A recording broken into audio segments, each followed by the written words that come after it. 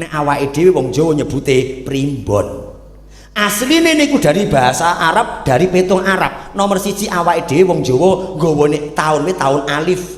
Alif niku huruf hijaiyah jenenge abuge. Taun alif Rebo Wage. Lah nek wis taun alif, lah alif sudah bahasa Arab, huruf Arab. Nek wong Jawa mesti nggawa Hana Caraka Datasa Wala padha aja ya nyamangga Bathanga. Tapi wong Jawa malah nggawa taun alif. Abuge taun alif surane Rebo Wage. Lah nek wis ketemu surane, ketemu sekabehane, lho bodone sok kapan Mas? Wal, Sawal, Wal, Jiro. Rebone kan Rebo Wage, siji karo loro, Rebo Wage Kliwon, berarti bodone sok Rebo Kliwon. Mang delok tanggalan jenengan Rebo Kliwon lan tanggal abang mulane bodo.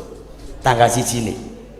Nomor loro sok mben taune napa taun Hak. Setahun kas niki wis dihitung setahun kas, taune Hak. Hak yo juga huruf hijaiyah. Ahad-pon. Sura sok tanggal siji Sura niku sing hitungan abuge Ahad-pon. Tanggal siji Sura Ahad-pon. Pramila Ahad-pon. Taun Hak surane Ahad-pon. Ahad-pon.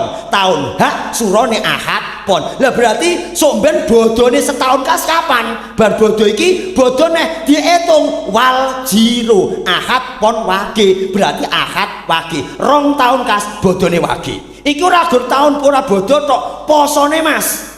Iki sok ben poso lak wis cedhak. Saiki nek posone tahun buri diitung taune Hak Ahad-pon. Lah nek poso Ramadan berarti Don 6 Ro. Mumet to Pak jenengan malah.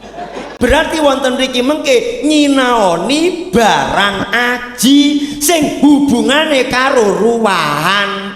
Asline ruwahan niku kan wulane Saban, ning para wali nyebutke ruwahan wonten mriki diwontenke doa bersama. Hubungane napa? Wulan wonten mriki wulan Saban kok tembunge ruwah sangka tembung ruhun. Asline sangka tembung ruh. Awake dhewe setiap wulan Saban kon kelingan ruh, kon kelingan nyawa. Lah nyawane sapa sing dadi lantaran kedadehane awake dhewe yaiku wong tuwane. Iki awake dhewe. Kedadiane awake dhewe lak sangka wong tuwane. Lah wong tuwane wis ra ana, awake dhewe kon kelingan berarti kirim donga kaya sing didhawuhne wonten kitab Ruh, afdhalu ma yuhda ilal mayyiti as-shadaqatu. Utama-utamane perkara sing dihadiahke marang wong mati kuwi sedekah. Nomor loro wa qiraatul Quran lan wacan Al-Qur'an.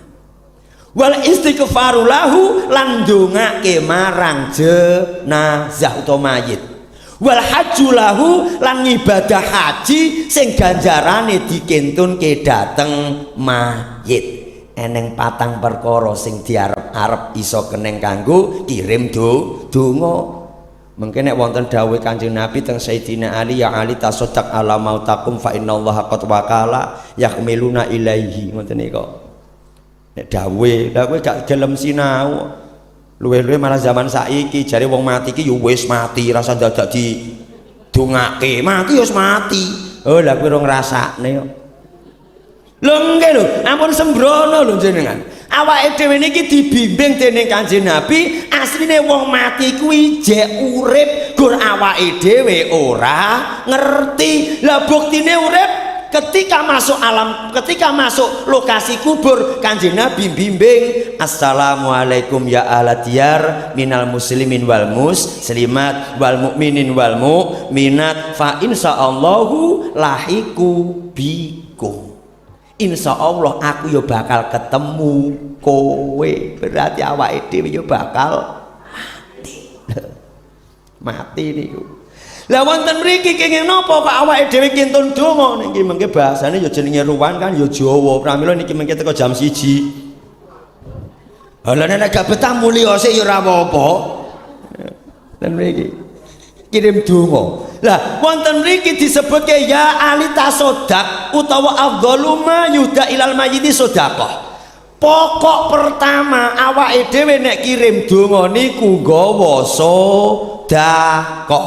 Sedekah niku bahasa Arab. Bahasa Arab, basa Jawane weh, ekek, menehi, maringi. Kuwi jenenge sedekah.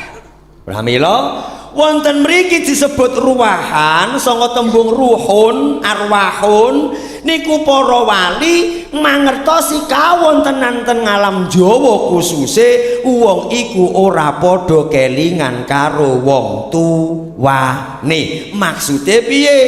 Duwe bapak duwe mbah duwe buyut duwe canggah. Ngono kuwi kon neko iki wis bingung pedhot dalan.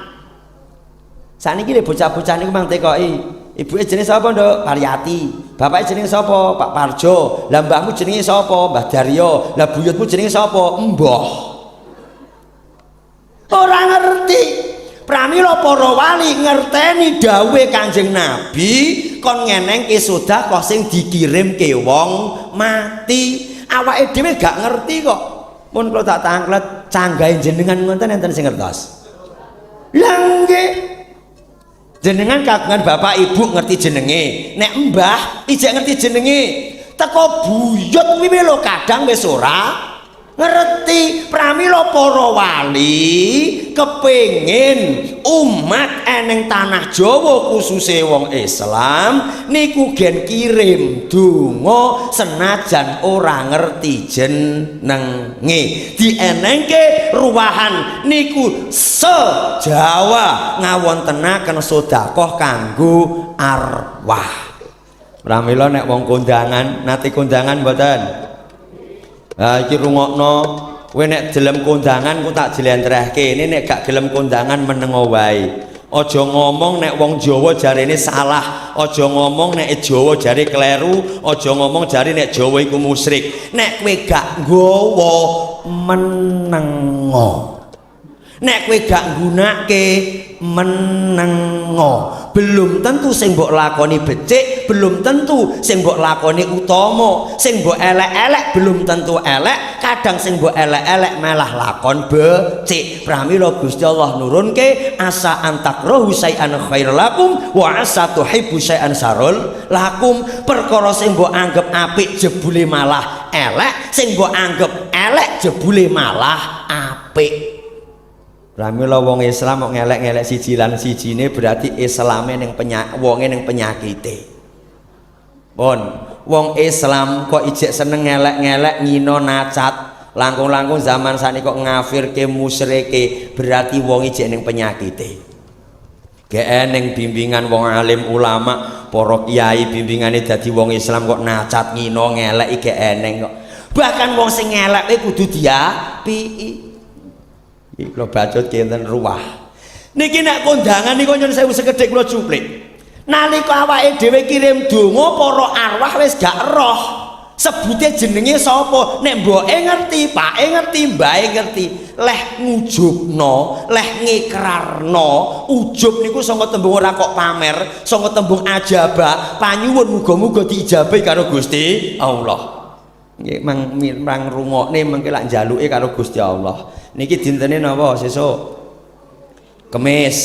Mesawa kaing. Nah, wulane apa? Ruwah. Dene wontenipun dinten 7 pekenan gangsal sasi 12 taun 8 Widu sekawan wuku 3 dasa kapethik wonten ing dinten Kemis paing wulan Ruwah. Punika dipun luhuraken dipun bekteni kangge ngentun sedaya leluhur ingkang sampun sumari salebetipun kubur, leluhur ingkang tebih ingkang celak, ingkang sepuh ingkang anem, kakung estri ageng alit, ingkang kedawan sekar lan boten kedawan sekar sedaya dipun kentun donga. Mugi-mugi anggenipun sumari salebetipun kubur tansah pinaringan jembar padang kuburipun, katebihna nerakanipun, kalebetna swarganipun niki serta sak ngajengipun. Nggih. Lho dungane. Lho ngene iki sing sepuh ya rong karuang nek iso. Ngono ya kemaki. Niki lek kirim donga ra arwah sing adoh cedhak tuwek enom gedhe cilik sing ketiban sekar utawa ora ketiban sekar sing disekar utawa ora sing disekar dikentun donga. Lah sapa? Ya ahli waris awake dhewe. Lah sing ngerti sapa? Ya Gusti Allah. Contoh mawon saka Indonesia bantuan nyang Mojo nyang Banyudana. Gur dijujukne Pak RT Banyudana entuk kabeh sebab termasuk masyarakat Banyudana. Lah nek sedaya leluhur ahli warisku berarti ahli waris kabeh wis didumi karo Gusti Allah. Niku donga. Pramila kula lan panjenengan niku wong Jawa niku aslinipun ngilmu Jawa niku ayat oyate ngilmu Jawa. Ayat oyate ngilmu Jawa, ayat sangka Arab ngelolor nyang Jawa dadi ngilmu sing digawa para wali. Jadi kondangan. Nah awake dhewe usume kondangan wonten iki kan kirim donga niku sedekah. Dadi sedekah niki ganjarane ya iso teka wong mati. Apa iya? Wong iki ning kuburan wis bar ya bar. Wis pedhot wong mati wis gak iso, wong urip gak iso. Wong mati iki ya wis mati, ora usah kirimi donga. Pramila eneng wong tuane dhewe gur dihuruki tinggal mulih tanduri serapah. Aja sembrono. Kapan eneng wong serapah niku telo, singkong niku lho. Kapan kok ana wong tuane wis ninggal tek ora didongakne utawa ora secara syariat nek awake dhewe lak nyekar. Niku nyekar yo ning dalil ning Kanjeng Nabi nggawa papah kurma niku mangeling-eling ora iso ayem pun mangeling-eling ora iso ayem. Wis mbok jare ngibadah kaya ngopo lak entuk elek-elek saka tangga teparo gak mulya pokoke. Uripe iki selalu banyak fitnah niki emang eling-eling mengke rasa nuding nih mang titeni mawon. Anak kok gak gelem ndongake wong tuwa khususipun niku mengke uripe niku lak ya ngono. Ora iso ayem. Lah ngopo lemah bagiane wong sing ketinggalane wong tuwa gelem ngenggoni gur kon ndongakne ra patek gelem. Niku kula lan panjenengan ngatos-ngatos. Pramila sampai Kanjeng Nabi dawuh supaya awake dhewe gelem sedekah ganjarane dikekne tiyang kapundhut. Lha apa ya teka sing nekake sapa? Malaikat. Lah buktine contone mawon ngeten. Jenengan tulis WA, nggih to? Nulis WA niku jenengan kirimke nyang grup. Sing nekake WA-ne grup teng grup sinten? Sinyal to? Sinyal karo paketan to? Eneng sinyale ya eneng paketane. Lah sing nekake ya panjenengan foto. Kula jenengan lak wau moto kula tek ngenten. Terus jenengan kan tulis pengajian guys, ngono ta kamu. Terus mbok engko tak bagi Kang, tenang wae sik Kang. Lah ngono to, terus mbok kirimke to, teko to. Sing nekake sapa? Sinyal. Lah awake dhewe donga sing nekake sapa? Malaikat. Niku pun bukti nyata kok. Gusti Allah ini pun paling gambaran teko sing nekake malaikat. Ora ketok ning ana. Niku bukti nyata awake dhewe kirim donga. Lho donga dikirimke awake dhewe ora entuk, ijek ngono neh. Contoh mawon sedekah utawa bacaan Fatihah, Yasin, tahlil dikirimke. Lah wis mbok kirimke kok ya ora bagian. Kuwi lak penemune wong sing bodho. Nek wong sing pinter ngerti dunung niki. Awake dhewe mang kas moto jeglek dipoto, kula dipoto, terus tak kirimke nyang grup. Sak grup niku isine wong 50. Wong 50 iki kabeh keduman gambar padha kabeh. Gambar siji tak kirimke 50 sing nyemplung grup padha entuk gambar. Lah gambar sing tak kirimke nggon aku ya ora ilang. Niku pun gambaran Fatihah, sedekah, bacaan Al-Qur'an dikirimke wong pira wae iso tekan ning awake dhewe sing dikirimke ora kok terus awake dhewe gak kebagian ijek utuh. Rodok masuk akal mboten? Nah, dadi gen rodok paham. dipeh dikirimke terus entek kuwi lak hitungan matematika. Duwe siji dikeke siji entek. Nek duwe siji dikeke wong 50 malah ijek utoh. Gambare jenengan niku lho ten HP. Niku kirim donga. Pramila awake dhewe niku kudu eling karo sing gawe urip. Awake dhewe bakal mati, awake dhewe nek wis mati sing diarep-arep donga. Pramila ten mriki ayo le eling mati. Ya le ngene. Lho nggih, ya wong mati niku butuh dikirimi donga. Sampai para wali tetembungan ruwahan niku sangka tembung ruh gen kelingan marang sesepuh awake dhewe. Ngilmune Jawa niku ora lepas sangka ngilmu agama. Nek wonten tetembungan ayat oyate ngilmu Jawa. Napa mawon sing kelampah enten tanah Jawa niku mengku kaweruh ngilingke marang awake dhewe.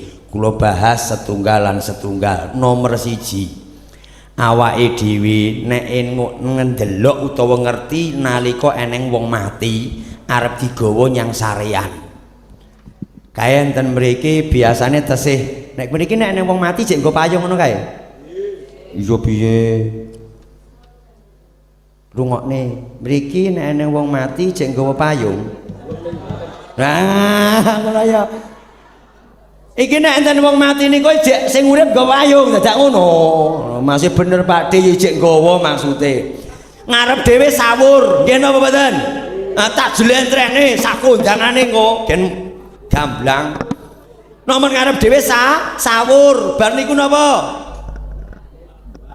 Tombak ules, bar tombak ules payung, suang-suang mang dupa.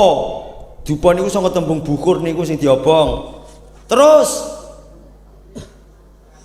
wis pertama nalika wong arep diangkatke biasane wong wedok-wedok kae nggawa kreweng apa amohe apa sing digebuk kae apa kendi eneng sing digebuk kendi arep mangkat kae lho kreweng amoh apa jenenge kuali amoh gak nglakoni.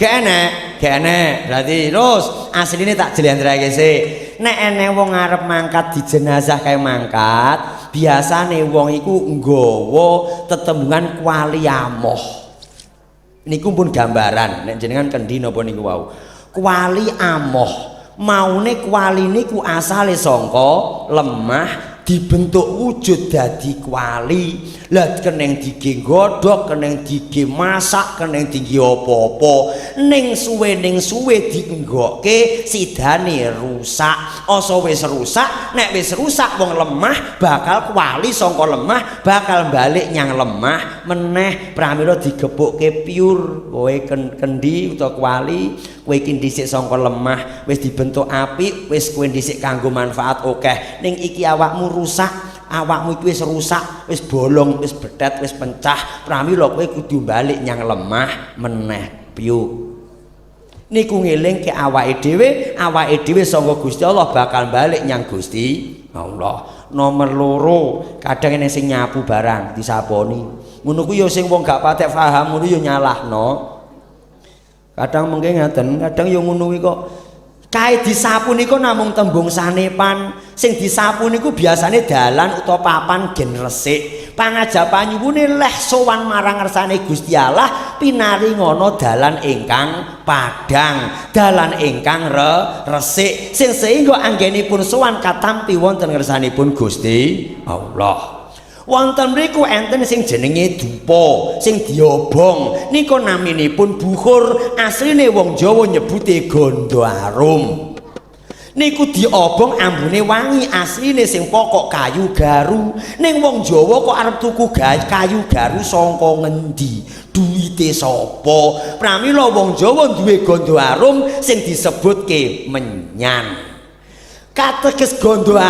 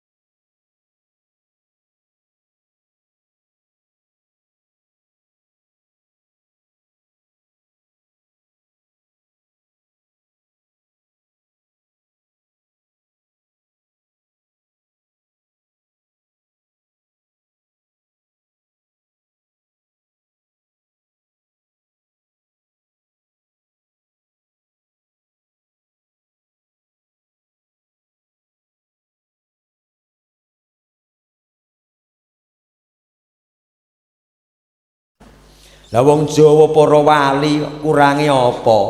Arep mbok owah-owah, arep gawe dhewe sing para wali lho, Sunan Kalijaga sak kanca duwe tembung kaweruh ngilmu, tembung sanepan iso digawa wong sak Jawa kabeh, iso dinut wong sak Jawa kabeh. Lah kowe arep gawe apa? Wong sak RT ora anut kowe kok arep neka-neka. Lah wong bojowe ora anut jenengan kok arep neka. Oh arep panutan. Bojone we ora manut karo sing lanang kok sing lanang arep kakian tembung kan nggo panutan gitu. Wong lanange biasane wedi karo wong wedok apa wong wedok wedi karo wong lanang? Nggih. Sik niki tak jauh-jauhne tak jlentrehke sik. Engko nek wis ya engko pokoke mburi ya sing penting betah linggoh. Joke dikoki neh. Nggur banyu putih apa kopi. Nah, wonten mriku terus eneng payung niku wau tombak ules niku wau gaman gawa iman sing dibungkus eneng atine kanthi asyhadu an la ilaha illallah wa asyhadu anna muhammadar rasulullah. Eneng kono eneng payung mbok goleki dawuhe ora ana niku ngilmu sing mengku kaweruh kanggo pemikiran awake dhewe isone Islam nyemplung ning tanah Jawa. Kuwi jenenge adatun kebiasaan dilakoni, kebiasaan dilakoni, engko nek wis dilakoni gen mengku ngilmu kaya to payung kuwi mau. Payung niku diblegrokke nek panas ora kepanasan, nek udan ora kodanan. Niku mesti ditemplekke ning bandosa utawa terbelok. Manggone ya ora ngarep dhewe ya ora mburi dhewe. Niku gambaran anak putune padha eneng mburi, payunge ditemplekke. Payung niku umpama muni wong tembung sanepan, anak putu. Senajan bapakmu iku lho wis ora ana. Bapakmu iku wis sowan karo sing kuwasa, kowe anak putu tetep dadi payung kaya aku yang tansah ngayomi, kang tansah mayungi marang wong tuwa senajan wong tuwa wis ora ana. Pramila kowe anak putu senajan bapakmu iku wis ora ana, tetep ayomono. Wong Jawa duwe tembung mendem jero mikul dhuwur, ora kaya wong masyarakat banyu dono, mbahe wis mati malah diutik-utik. Iki gara-gara ya mbahe dhisik lho, nek mbahe iki duwe warisan ndang bener ya ora dadi kaya ngene iki. Malahan sing disalahke malah mbahe sing wis mati.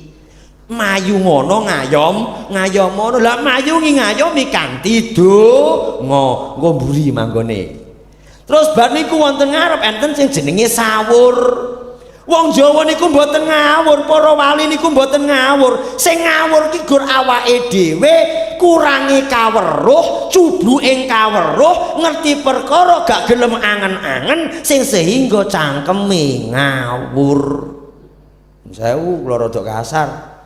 Sebab kula mboten kepengin Islam padha Islam ngelek-ngelek, opeh kondangan jarine njaluki nyang setan. Nek ngerti meneh setan malah ngono jarene musyrik, ngono bait masuk ben neraka. Lah tek kaya suci-suci yo ngajine ning endi, gurune sapa, eneng pondok ngendi, guru nasape sapa. Biasane wong ngono kuwi ora duwe. Biasane wong niku ngertine agama wis anyak tuwa, dadi pangkat dan untuk derajat dadi guru, ngono wis kaya iya.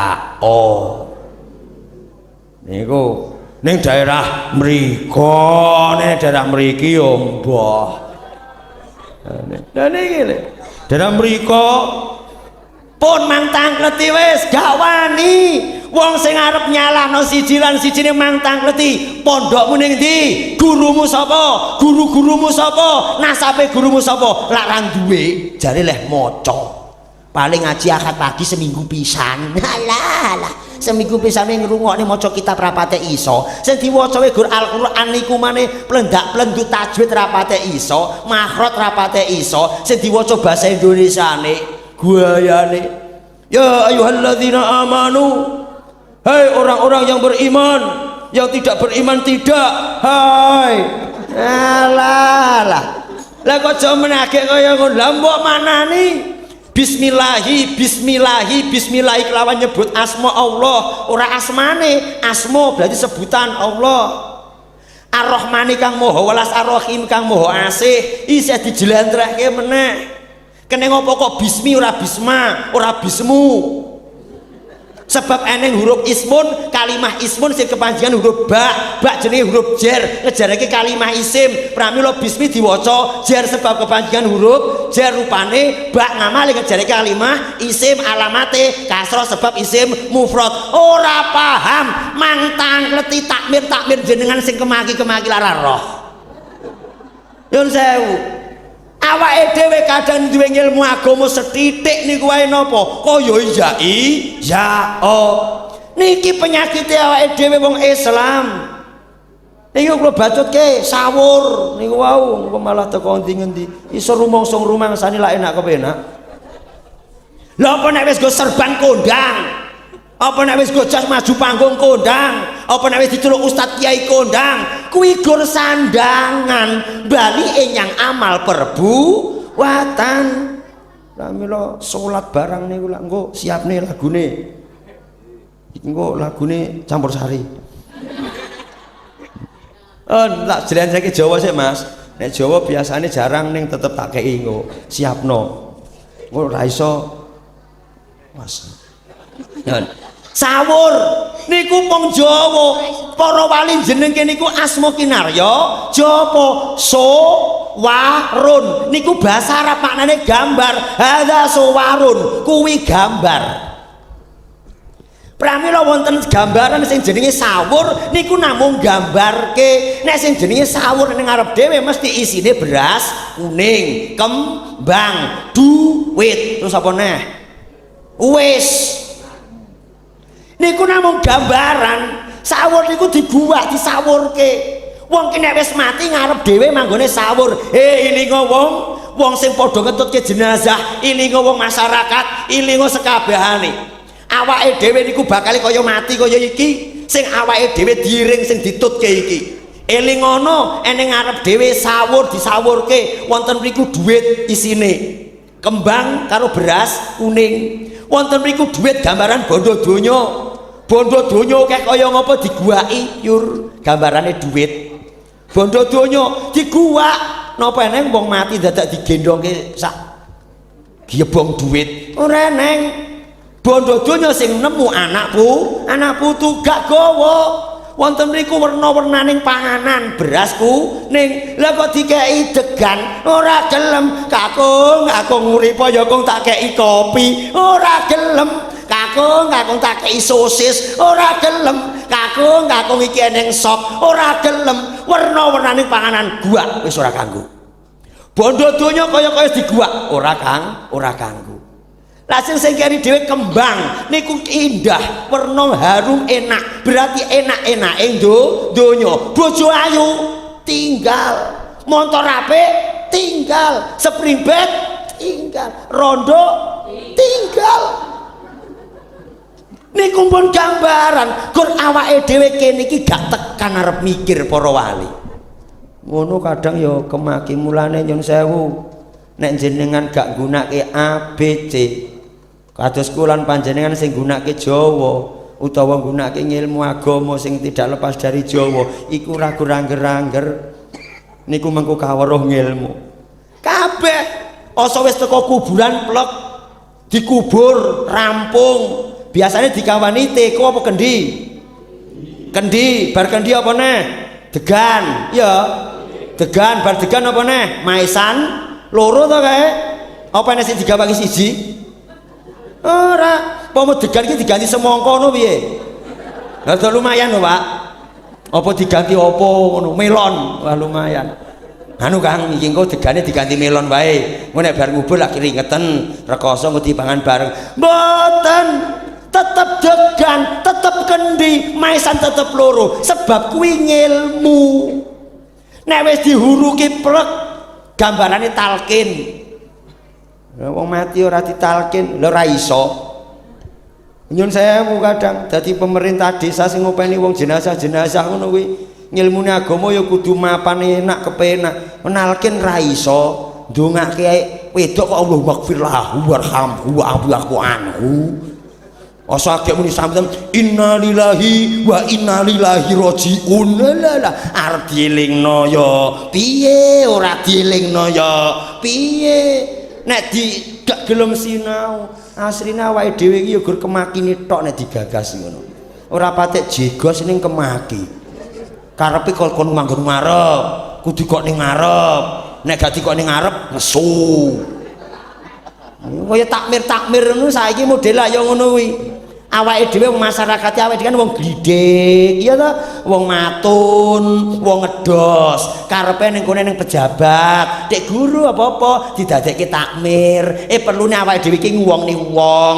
Jane ya roh nek kuwi ilmu agamane rung patio, ning gak iso rumangsa rumangsani, apa-apa malah takmir. Nek usul kudu digugu, nek ra digugu nesu, kudu ngimami, nek ra ngimami nesu. Wadan dhewe, komat dhewe, ngimami dhewe, sebab renengkan sewu nih. Niki kula enggok riyen teng takmir nyun sewu. Lho nggih, masjid sepi aja nyalahke masyarakat.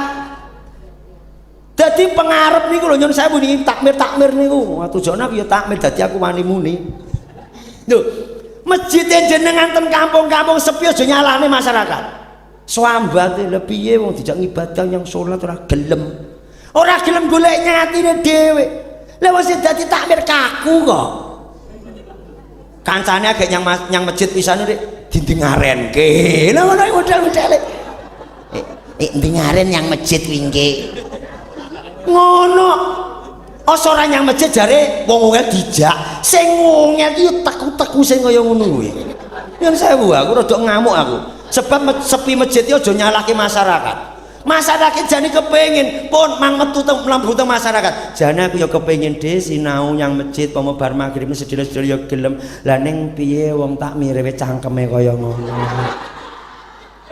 Tepane to de wong aku ki ya wis tuwek to de karepku aku ndek iki ya magriban yang masjid. Ngono ya aku wis mulih jare didengarenke. Aku ya mesti sanisin ora mangkat, arep mboyak, ora salat yang masjid ya ora paten. Lah, masyarakate malah kaya ngono, sehingga gak gelem nyang masjid ngatos-atos dadi takmir. Aja peh derajat, aja peh pangkat. Rumangsane niki ngatos-atos awake dhewe. Gayane kaya iya dimami kancane nesu wis dimami wis ngerti nek dimami balik emoh niki lak delok tiyang-tiyang ngoten niku agama ki dienggo apa agama niku awake dhewe gen dadi mulya kuwi urung semarah sepele masalah takmir neh wis jumatan lumpuk infak lumpuk ora gelem laporan. Masa ditekoke duwite gawe bendahara, sidane dijileh takmir, entek. Dadi tekoke ilang. Lah model lah awake dhewe arep infak nang masjid piye? Arep infak yo mikir, alah paling dimplok takmirin aku ya wegah. Lho wegah, ngatos-atos lho panjenengan. Rungokne sing takmir kuwi aja kemaki. Justru orang yang di depan masjid malah renggono. Ayo Kang kowe genten adano, kowe Kang imam mono. Aku rung iso Pak wis kabeh ya rung iso. Aku ya pernah ngimami sak iso-iso aku saiki genten kowe yo. Aku warai sik yo. Heeh. Pokoke kowe kudu iso ayo tak warai. Dadi ki wong takmir ki malah manggon buri ning nyurung masyarakat. Ora kok malah nyelek-nyelek. Kon yang macam mbok ngoni dhewe ya. Dadi para takmir-takmir ingkang kaku monggo mengke masjid dipanggeni kiyambak nggih. Sak bendaharane, sak anggotane, monggo. Mang ramekke dhewe mriku. Mboten saya.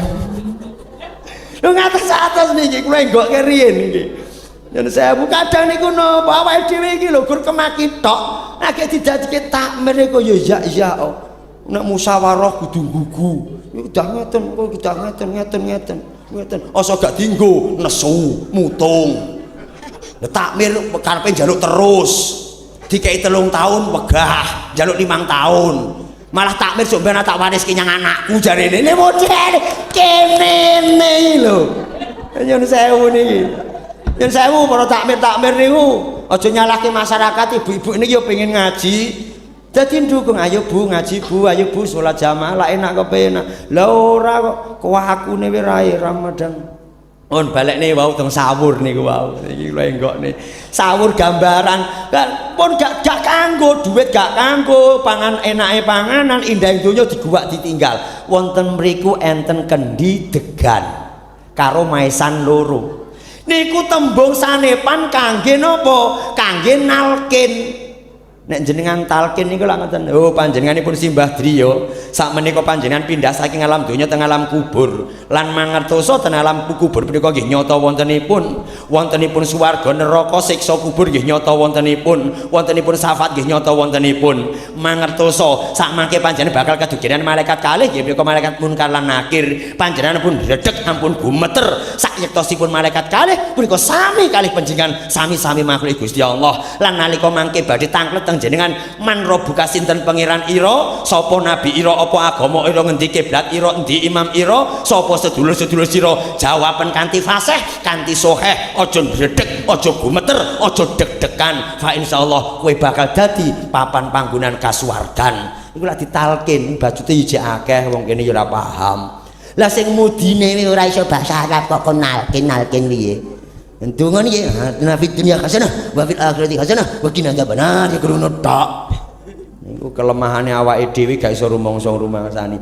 Wonten mriku degan. He si mayit degan, aja deg-degan sira mayit nyemplung nang alam kubur. Kendi teken ana perkara sing gedhi mayit yaiku asyhadu alla ilaha illallah wa asyhadu anna muhammadar rasulullah jenenge maesan loro perkara muhsinun perkara sing bagus loro syahadat siji asyhadu alla ilaha illallah wa asyhadu anna muhammadar rasulullah pramila ditancepke loro kuwi eneng karepe nek wis bar rampung eneng nyawuk lemah diuncalke ngoten niku mriki nggih nggih to niku adat apa syariat arep jawab nek kleru nek ora jawab yo piye nek wis dikubur niku jenengan nguncalke lemah napa langsung ngaleh nguncalke lemah nggih mbok ping 3 apa ping pisan ping 3 lha iku adate wong Jawa apa syariat agama aja yae ngono lho hukum kok yae iki biasane kok kene jarene ngono jarene Ustaz Kemet ngono iku lho sekojur tenan iki adat apa syariat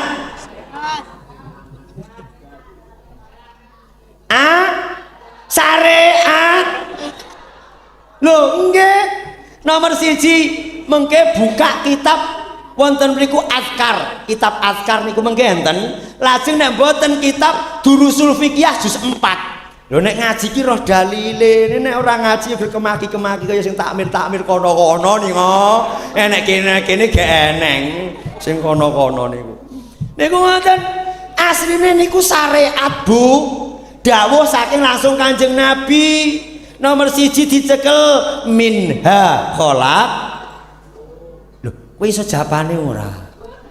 Lah piye? Berarti gak dijapani. Niki mengke enten gen sinuman utawa Pak RT niku mengke diusulne nek ora ya nggawa duwite dhewe, gawe MMT ukurane rada cilik wae. Dungane nguncalke lemah. Ngono. Dikokne kuburan blek kok telu apa papat ngono pojok-pojokan sing tulisane jelas nomor 1 minha khalaqnakum nomor 2 wa fiha nu'idukum nomor 3 wa minha nukhrijukum tarotan ukhra niku awake dhewe mengko ngerti japane ning tulisen nggo basa Indonesia minha ngono nek mbok tulis Arab wonten mriki mengke tiyang Banyudana ora iso maca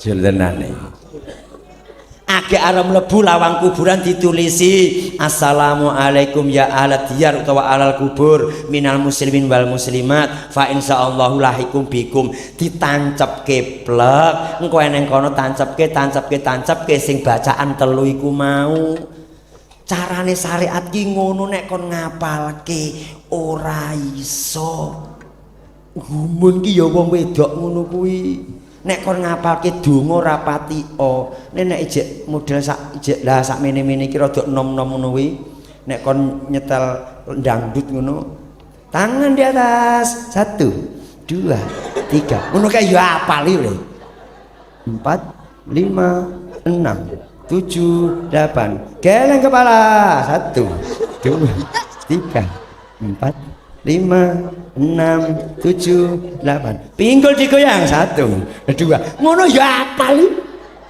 kon donga ping 3 ya ana ora apal eling-eling kene yo diusum senam ngono kuwi lah bojomu pegawe apa kowe ki jane ra butuh senam nek kowe ki esuk cekak-ceket nyambut gawe ndang apa gawehane ora sah butuh senam sehat lah ora tangi jenggelek mripate HP sing lanang lho ngedos plelak lelek sing wedok iya nyanyi yo senam gayamu ora mesakne wong lanang delok wong lanang nganti ireng-ireng kabeh kaya ngono kowe iki ora mikir sedidik-sedidik ngono Long Pak eweneng kono mangkuli ngedos nek mangkuli puari iya sing wedok jam 4 kae tangan di atas 1 2 lah ya Pak awake dhewe kok nang gering nganti parane nek kaya ngene asline dirasa-rasake ya ngono Pak nek arep diloroi salah tompo nek ora diloroi kok kadang gawe keloro ya Pak tenan mulane delok sing apa eneng wong lanang nek glowing ngono ora eneng iki sangke mikir wong wedok-wedok sing polahe rapati ngono kuwi mah nek senam ning nggon gedung ning ngopo nyelehek mesane wong lanang-lanang lho wis duwe bojo kaya ngopo nek ijek nek ngerti wong ayu ijek pengin rungokno kowe iki kaya ngono kok gayamu duandan mleher bringisan asa wis bringisan dipoto aku tak tekok demang sing udah status foto meng sapa nang nggon foto dipoto plek ngono ke terus niatmu apa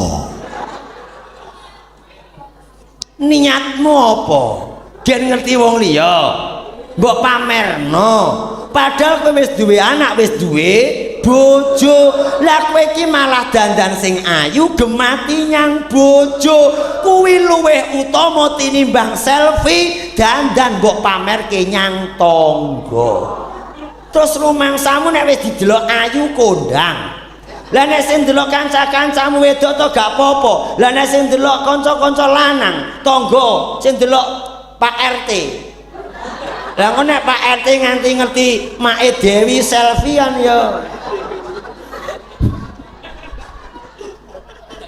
Pak RT yo ngerti iya make Dewi iki malah ayu bener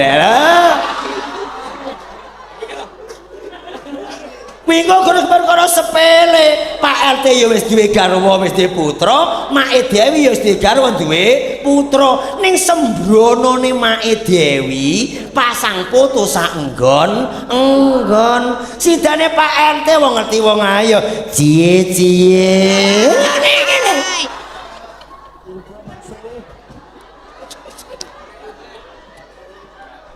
ngatos-atos lho niki sidane napa niku wong lanang pramila sewurai niku wau pon awake dhewe Pak langkung-langkung wong sing senam-senam niku lah biasane sing senam iki biasane nggawa napa baju dawa apa akeh-akeh wong senam niku nggawane rada singset minal mbeteti wal montoki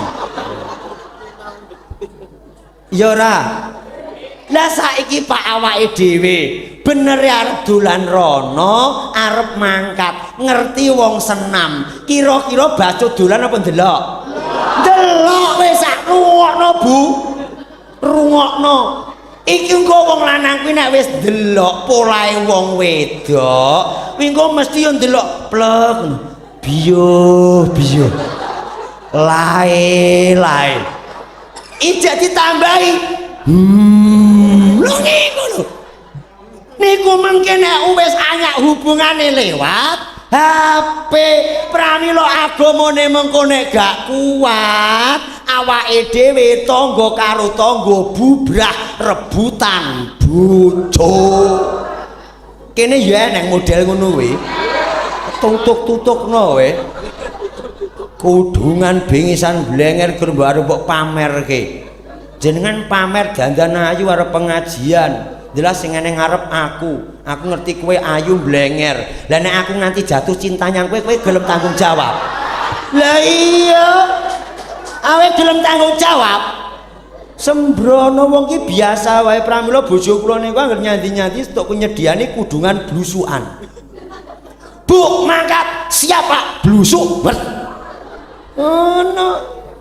Nek ora kowe nih betirene sampai dibros kene dingene suwen wong ngawur bojone wis nyuprus ngosawur tanggane iya ngidap-ngidapi wong wedok rungokne nyang bojo iki gemati ora Bu nyang wong wedok gemati ora gemati tau diamuk tahu kadang iya ngono jenengan karo tangga niku basa napa mboten tangga jenengan nek nyang Pakde Larmin Pakde Larto nggo Dik pinarak Dik teng pundi Dik basane nyang tangga wis mlipire kaya ngono padahal tangga ki ora tau ngekeki sangune anake dhewe ora tau ngekeki apa-apane dhewe butuh ya ora tau ngekeki utang we kadang ra dikeki ning bojone dhewe sing nyambut gawe samben dina keke bojone kanggo jajan anake kuwi we kadang ora basa apa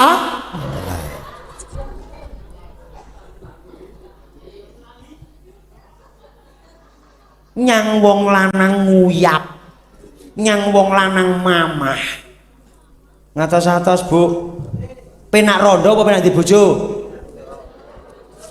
banter penak rondo penak bojo nek wong lanang ora tate koyo wong lanang mesti rondo kok ngawur ae penak wong lanang penak di bojo apa rondo di bojo pramila jenengan di bojo iku digemateni gemati esuk gemati pas sarapan sik Pak dadi wong wedok niku dadi ana apa dadi jejeke pikire wong lanang iso gawe jejeke pikire wong lanang popo gawean awor nyang pomo nyang sawah niki sawah mbok sawah napa mboten sawah apa toko sawah mamane ndelah tandur urung patek urip mamane ngono ya dikeki semangat lah malah nandur apa patek urip bilang kene to Pak wong ya sing penting diopeni ngoprayo ning liyane kuwi jeneng iki gawe semangate wong lanang ora sing lanang mbek wedok mangkat nyang sawah sing lanang ning ngarep malah tandurane wong elek kaya ngene randang urip-urip salahe wong kadene nyuwayel dhisik kon marokne ra gelem masane malah wongel kaya ngene malah diuneni pramila wong lanang niku mati sik tinimbang wong wedok niku nyen sewu kadang pramila kebanyakan kan rondo saiki mulane eling-eling ku nek gak percaya kowe iki pisan-pisan ki awura rondo jagungan sekesuk ngono TKO Dek ngono kuwi asine penak rondo apa penak ndek bojone Dek nek aku nuduh aku sak aku iki rondo wis 3 tahun iki no penak ndek bojo tenan yo aku nu getune yo dhisik lah tak sia-sia jaman semono aku kelingane tak sentaki ngono kadang saiki aku yang sawah dhewe apa-apa dhewe dhisik ngono ya digoncengke aku jek kelingane yo lak keloro-loro lah wong awurmu awur wong senam wae kaya yak-yak lah awur wong di derajat pangkat lha kowe arep nututi ya mesakne bojomu lah bojo nyang sawah glidhik 80.000 sedina nganti ngethiyu kok urung tuku skincaremu bengesmu jajane anakmu wardahmu wong wedok iki kaken ragat ngono iki dibantah pengen ayu ya ragat ijek ngono Wong ki nek wis ayu rasa diragati ya ayu. Nek dadak diragati berarti ya elek. Sepeda motor iku nek diragati berarti rusak apa apik? Lah iya, nek wis gak ragat berarti apik. Berarti nek wong wedok butuh ragat berarti wong wedok elek. Nek nyun sewu. Jane ya karepe ngono, Mas, dene ya piye? Lah niki lah awake dhewe ten mriki kula balekke teng Jawa wau. Dadi apa penemune para wali niku ndadekke ngilmu ora gorang-gorangger. Lah supaya awake dhewe niku pikantuk kamulyan pramila sinau ngilmu agama engko gen ayem tentrem ora gampang kepencut bojone tangga. Eling-eling Mas, eling-eling iki kok jenengan wis duwe bojo, kok eneng rondo utawa wong wis duwe bojo kok ijek seneng jenengan, kepengin cedak jenengan, sing jenengan malah jatuh cinta niku wong wedok sing wis duwe bojo utawa rondo ning jenengan wis duwe bojo wis duwe anak kok ijek disenengi wong wedok sing wis omah-omah utawa ora omah-omah kuwi gur arep ngorot-ngorot. Rungokno ngorot-ngoroti wong wedok kudu njaluk duit wae. Titenono lak ngrogoti. Halah lah wong gur gaweanemu ngedhos e karep selingkuh. Pedhot mudungmu. Pedhot mudungmu. Halah wong sing selae karo polsek kowe rawani kok. Sing Pak Polisi rawani golek bojone kok. Lah sing kowe halah lah wong ngarit bendina karepane golek bojone. Gayamu ya ya nyun sewu niki awake dhewe dadi niki dadi awake dhewe niku wau kula nyun sewu dadi awake dhewe wong lanang niku wau nek kadang ning wong wedok kok ijek seneng kali jenengan wong omah-omah berarti wong wedok niku prinsipe gur wong arep ngorot-ngorot gur arep njaluk bondo dunyane tok. Entek Mas, entek sapi kadol wedhus kadol sepedamu lho mbok gadekno iki. Pramila nyun sewu wedok sing wis dibojo diopeni sing becik, sing lanang ya semono uga sing rondo ngarep-ngarep ndang entuk judu ning ora bojone wong liya. Lho dadi urip mulai sayem ngilmu agama. Dadi supaya awake dhewe ngerti nek kirim donga, ngerti nek donga teko niku nyinaoni ngilmu agama. Undangan niku saka tembung sedakowan. Wong Jawa ngarani wilujengan utawa slametan. Pramila tembunge slametan, slamet sing dikirimi donga lan slamet sing kirim donga. Pramila wonten mriku naminipun diujubna utawa diekrarna nika intine donga. Contoh mengke Mang Semak sing digawe utawa sing kirim donga Bapa Patmo contoh mawon. Wonten mriki sing sepuh biasanya sing ujubne sing sepuh to nika. Sing sepuh wis anyak mlumpuk kabeh, dikei sego sak lawohe gedang sak andahane, sing mbahe sing ujubne teko nuwun. Monggo Mbah pinara, nek dilenggah pinara Mbah. Anu niku kopine unjuk riyin Mbah mboten napa-napa damel anget-anget. Ya Nduk.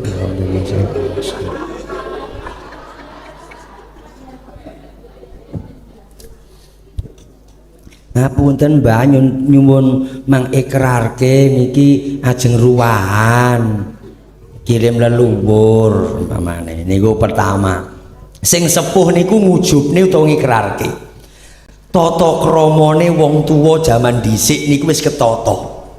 Ngene Mbah Patmo sing digawe niki. Pertama plek age arep muni nuwun kalilanono kawula matur dumateng para bapak-bapak dalasan ibu-ibu sedaya ingkang sampun katuran lelenggan wonten dalemipun panjenenganipun Bapa Patmo sak keluarga.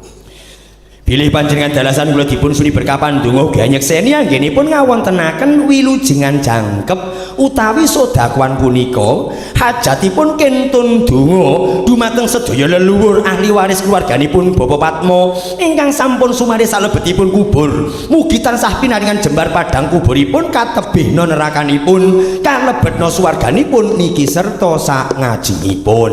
Nggih.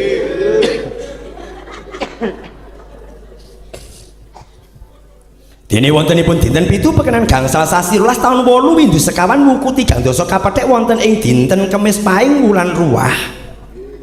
Punika dipun luhuraken dipun bekteni kangge nyintun sedaya leluhur ingkang sampun sumari salebetipun kubur. Leluhur saking keluarganipun Simbah Patmo ingkang sepuh anem kakung estri ageng alit ingkang kedawan sekalan boten kedawan sekar sedaya dipun kintun donga. Mugi-mugi anggenipun sumari salebetipun kubur tansah pinaringan jembar padang kuburipun katebihna nerakanipun kalebetna swarganipun niki serta sak ngajengipun. Dene wontenipun sekul suci lembaran uduk sak prantosipun punika ngabekti ngluhuraken dumateng Kanjeng Nabi Muhammad sallallahu alaihi wasallam sak garwa putra sahabat sekawan Sayyidina Abu Bakar, Sayyidina Umar, Sayyidina Utsman, Sayyidina Ali ugi para tabiin serta wayah Rasul Gusti Hasan Husain. Sedaya dipun luhuraken dipun bekteni kanthi berkahipun Kanjeng Nabi sedaya leluhur ingkang sampun sumari salebetipun kubur mugi tansah kadhawuh umatipun Kanjeng Nabi Muhammad salajengipun Gusti Allah tansah maringaken jembar padang kuburipun katebihna nerakanipun kalebetna swarganipun niki serta sak ngajengipun. Gur nek wong Jawa niku ngilmune lak gur swara nyang swara ora iso ditulis. Dhisik wong Jawa ora paham agama sing saiki kaya-kaya sinau agama ya ora paham Jawa. Lah nek dhisik ya ngluhuraken Kanjeng Nabi Muhammad serta tabi-tabi Rasul wayah Rasul Gusti Hasan Husain ngono kae lho sing wong tuwek-tuwek kae. Ya aja mbok salahno. Aja mbok salahno. Lho wong tuwa ning tak bacutke sik mawon ku timbang gak rampung. Bar niku sekul wau kahormat dhateng Kanjeng Nabi sahabat sekawan wayah Rasul wayah niku napa putu Sayyid Hasan karo Sayyid Husain kanthi berkahipun sedaya leluhur didaku umatipun Kanjeng Nabi medun golong.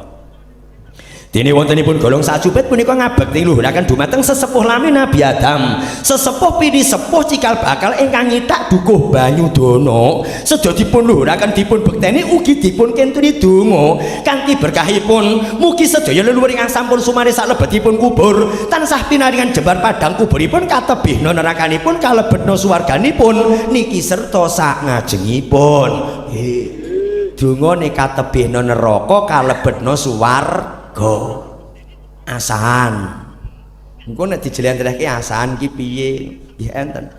Dene wontenipun asahan punika kangge ngesur bumi suci Benggang ngesur niku ngesur bumi suci ingkang dipun sarai sedaya leluhur ahli waris keluarganipun Bapak Patmo saged Benggang Jembar Wiyar Padang ugi ngluhuraken dumateng malaikat ingkang dados penderekipun malaikat Jibril, Mikail, Israfil, Munkar, Nakir sedaya dipun luhuraken dipun bekteni kanthi berkahipun pandunganipun para malaikat sedaya leluhur ingkang sampun sumari salebetipun kubur tansah pinaringan jembar padang kuburipun katambahna ganjaranipun kasudodosanipun katebihna nerakanipun kalebetna swarganipun niki serta sak ngajengipun. Dene wontenipun pisang ayu tangkep punika ngabekti ngluhuraken dumateng Siti Fatimah. Gak lepas saka agama Islam. Siti Fatimah ingkang dados penderek estri keluarganipun Bapak Patmo kanthi berkahipun mugi Gusti tansah gampilake anggenipun pados sandang teduh saged ngurakapi sak keluarganipun rinten sadalunipun boten wonten rubeda punapa-punapa niki serta sak ngajengipun. Donga kabeh. Ngluhuraken malih dumateng Baginda Khidir ingkang sampun dipun paringi nguasani toya lan wontenipun tumbasan peken punika ngabekti ngluhuraken dumateng Nabi Sulaiman ingkang Gusti ingkang nguasani ron lan tetukulan kajeng rencek godhong sak suwek kajeng sak ceklek sedaya ingkang damel prabot mirantos wilujengan kentun donga dumateng rohipun sedaya leluhur ingkang sampun sumari salebetipun kubur wonten klentak-klentunipun keluarganipun Bapak Patmo sak keluarga mugi Gusti tansah paring pangapuran saklajengipun keluarganipun tansah manggih kawilujengan keayeman manggih seger kewarasan gampil anggenipun pados sandang teduh rinten sadalunipun boten wonten alangan setunggal punapa-punapa niki serta sak ngajengipun. Ngluhuraken malih dumateng Baginda Ilyas. Nek wong Jawa lah ngluhuraken malih dumateng Baginda Kilir ngono kae lho. sebab gak mbok dereng saged pramila aja mbok salahno. Baginda Ilyas ngono kae. Baginda Ilyas, Nabi Ilyas Gusti ingkang nguasani daratan ingkang dipun ambah keluarganipun Bapa Patmo sak keluarga ngalor ngidul ngetan ngulon ampun nyandung ampun nyrimpet sak wangsulipun Gusti tansah manggihaken keselamatan karahayon rinten sadalunipun boten wonten alangan setunggal punapa-punapa niki serta sak ngajengipun dene wontenipun teblat sekawan. Teblat iku arah gangsal panter ingkang dipun trepi griya ingkang dados pepundhenipun Bapa Patmo sageta bakuh kukuh jenjem ayem sumilak sumingkir godha rencananipun sumilak sumingkir sambikalanipun saklajengipun Gusti tansah manggihaken keluarganipun manggih kawilujengan keayeman ketentreman manggih seger kewarasan gampil anggenipun padosan yang tedha rinten sadalunipun boten wonten rubida punapa-punapa niki serta sak ngajengipun. Dene wontenipun sangkala ingkang mapan saklebetipun pekarangan jawinipun pekarangan saklebetipun tritis jawinipun tritis sangkala ingkang mapan wonten pundi papan kemawon serta wontenipun kutu-kutu walang ketogo sak lumahing bumi sak tungkeping langit sageta gesang wonten kodratipun kyambak-kyambak boten dadosaken sangkala dumateng keluarganipun Bapa Patmo saklajengipun Gusti tansah manggihaken keselamatan rinten sadalunipun boten wonten alangan setunggal punapa-punapa niki serta ngajengipun kanthi berkahipun wilujengan mugi punapa ingkang dados panyuwunipun Bapa Patmo sak keluarga tansah kaijabah dening sanipun Gusti pramila sedaya kula aturi ngamini. Bismillahirrahmanirrahim. Menawi wong tuwa Allahumma sholli ala sayyidina Muhammad Allahumma qabul slamet wa najatan mindal hisab ngono kae lho. Allahumma inna nas'aluka salamatan bidin wa ngapiyatan bil jasadi wa ziyadatan bil ilmi barokatan bil rezeki taubatan bal maut rahmatan indal maut makepiratan badal maut. Iku nek wong tuwa dungane gak patek fasih ning mandi lakone entuk nek saiki fasih ning kemaki ora mati. Bukti nyata nek anake dhewe 2 tahun medun rewel sing digoleki sapa? Wong tuwa, mbah-mbahe kon nyuwuk. Nggih to? Kon nyuwuk di pamane ning bocah cilik lain agek 6 sasi, 7 sasi, setahun. Kalak nangis terus kadang rewel. Sopo sing digoleki? Lah, sidane sing teko diparani jare ora gunake Jawa kok. Gunak sing parani irkam. Irkam parani Pak Ustad ngapunten anak kula niku rewel jam 8 wau dereng meneng niki mun jam 11. Parani sidane. Ngapunten nggih Pak kula nyuwun tulung saestu le Pak niki usese Pak mung diselkene kae.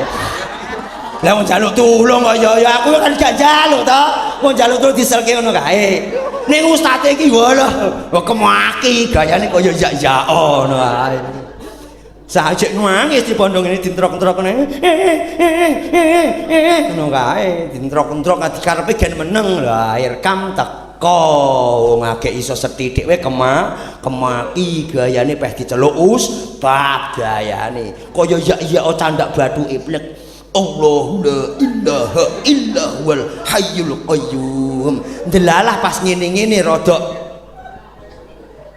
pas ngene-ngene kan didumuk batu lah mripate tidak sengaja ndelok iya gede jane ilang ora mandi lah tak kudu sinatu wala nau iya mbok ya cek ayu iki arek lha kuma fis samawati wa ma fil ard gayane kaya ya ditinggal wis dinteni suwi landang-landang cek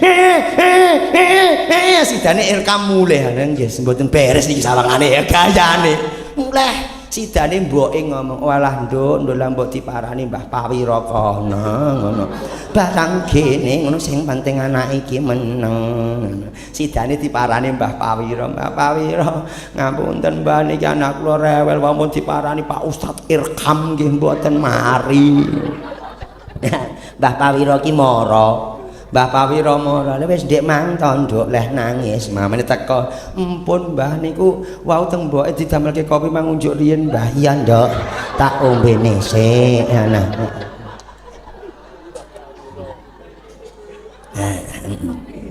nah lah iya bocah kok rewel kaya ngene yo ganteng ngene ya le ya wong tuwa wis gak duwe pikiran piye-piye madhepe ati karo Gusti Allah senajan ora fasih dongane ora arep kaya irkam kemakine tok gak mandi ning wong Jawa Mbah Pawira semelah-semelah kersaning Gusti Allah la qola wala quwata illa billah ngasadu ngalang ilaha illallah wa sadu anna Muhammad Rasulullah candak bathuke padha jane cup si jabang bayi kedadiane sangka banyu peli meneng sangka kersaning Gusti sirna sira perkara kang ana jiwa raga sirna kelawan takdire sing kuwasa la haula wala quwata illa billahil ngaliyil ngadzim tangane dijaluk semprot niat ingsun gua olone si bocah sirna kersaning Gusti Allah disedot jempole jaluk neh disedot niat ingsun gua ala sangkalaning bocah sirna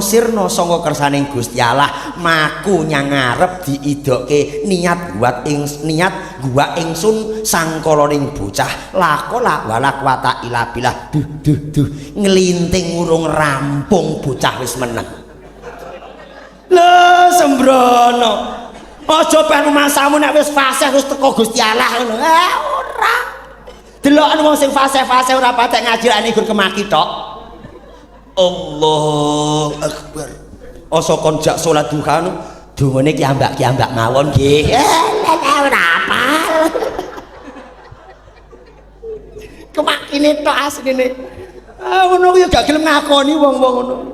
Niku lho wong awake dhewe aja masalah sebab Gusti Allah ku ora mandang rupa, Gusti Allah ora mandang ustad kiai.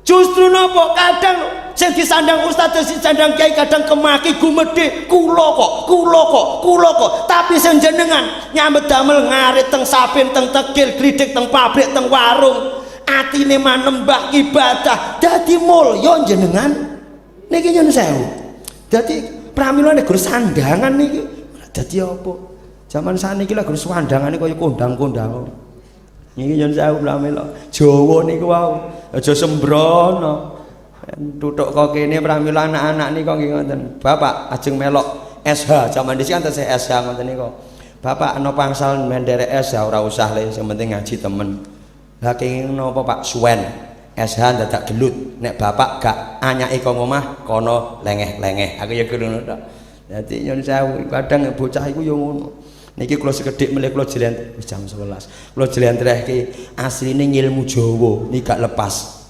angen-angen tonton niki wontenipun dinten 7 niki kula wangsuli melih wontenipun dinten 7 niku Ahad Senin Selasa Rebo Kamis Jumat Setu niku dinane wong Islam Ahadun 1 Isnainun 2 Salasun 3 Robiun 4 Khomisun 5 Jam'atun tetep Jam'atun kumpul Sabetun maknane tetep ning eneng Indonesia Ahadun diganti Minggu wong Islam gene sing protes ning asa sedekahan diprotes padune gak iso gak wani dek niku dinten 7 niku asing saking bahasa Arab Ahadun 1 Isnainun ditulis Senin Salasa ditulis Selasa Robiun maknane papat ditulis Rebo Khomisun maknane 5 ditulis Kemis Jam'atun maknane kumpul ditulis Jumat Sabetun maknane tetep ditulis Sabetu utawa Sabtu iku wis gawa bahasa Arab hitungane wong Jawa jenenge ngilmu falak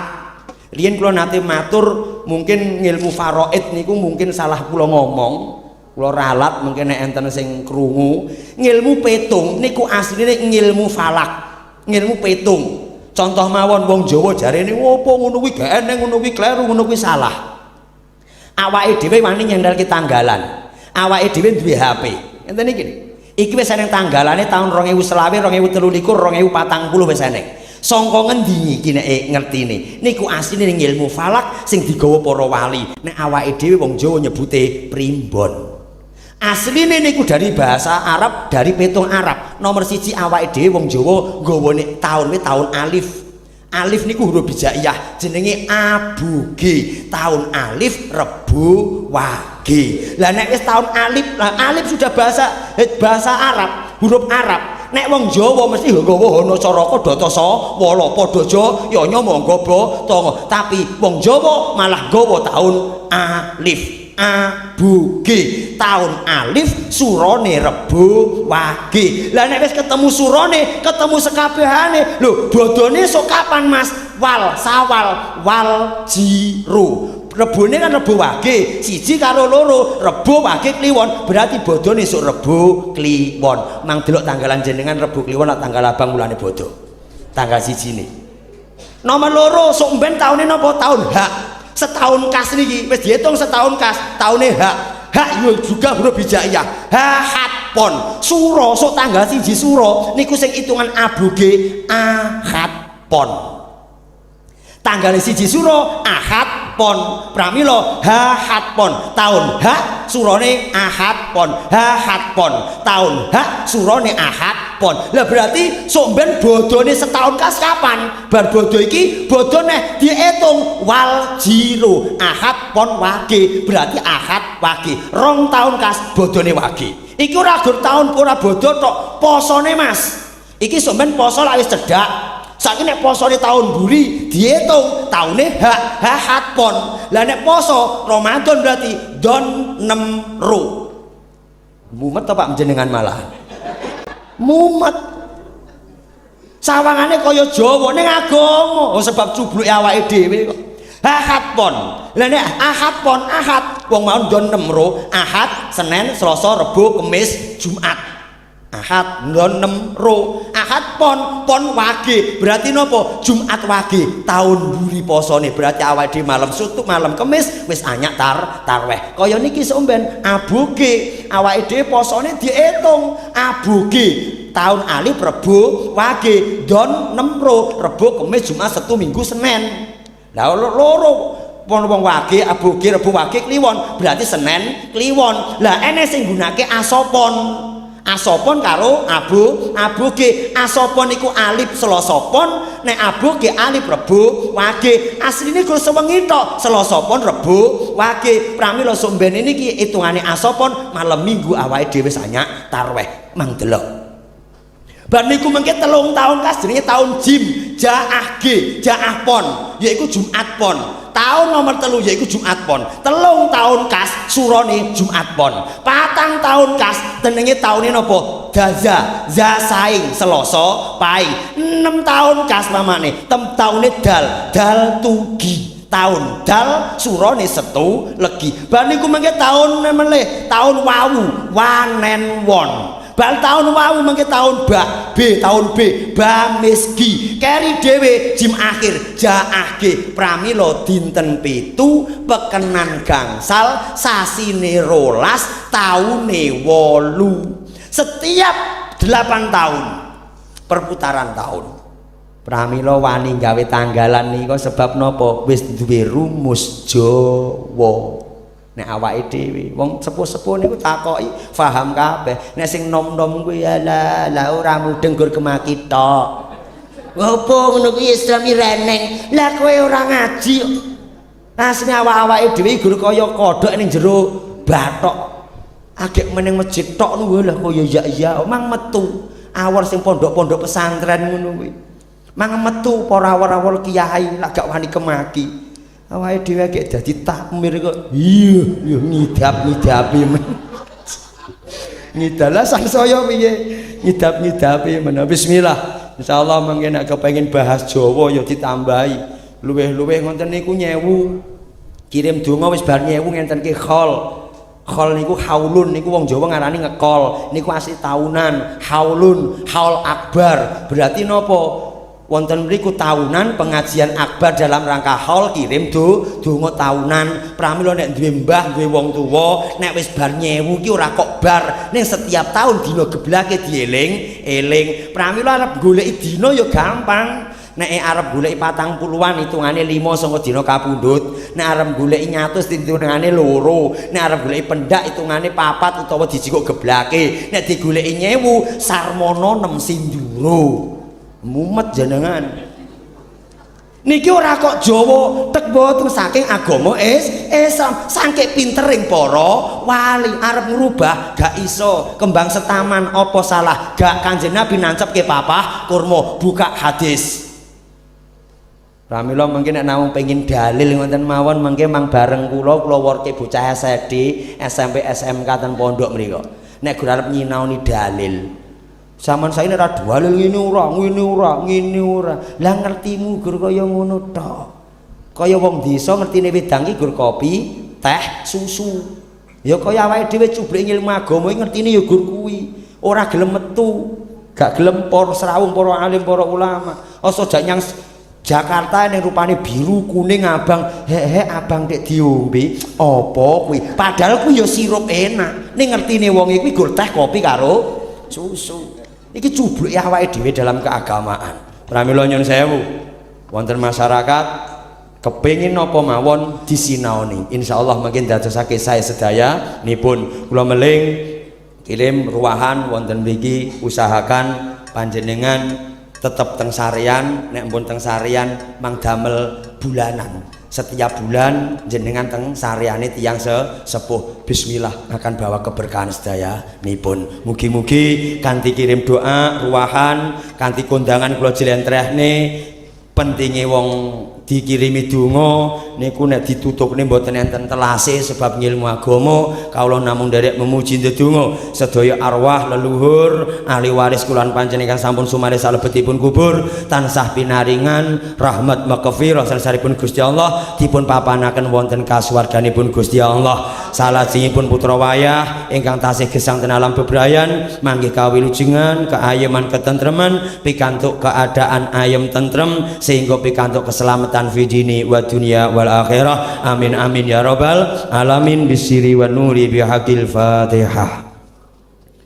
Bismillahirrahmanirrahim. Alhamdulillahirabbil alamin arrahmanirrahim maliki iyyaka na'budu wa iyyaka nasta'in ihdinas siratal mustaqim siratal ladzina an'amta 'alaihim ghairil maghdubi 'alaihim waladdallin amin. A'udzu billahi minasyaitonir rajim. Bismillahirrahmanirrahim. Hamdan sakirin hamdan yuwafi ni'ama yukafi mazidah. Allahumma shalli wa sallim ala sayyidina Muhammadin wa ala ali sayyidina Muhammad. Allahumma salli wa sallim ala sayyidina Muhammadin fi kulli waqti wahid ya Allah. Allahumma salli wa sallim ala sayyidina Muhammadin fil awwalin wal akhirin. Allahumma ya Allah wa bi barakati fi hadhihi syahri Sya'ban ya Allah.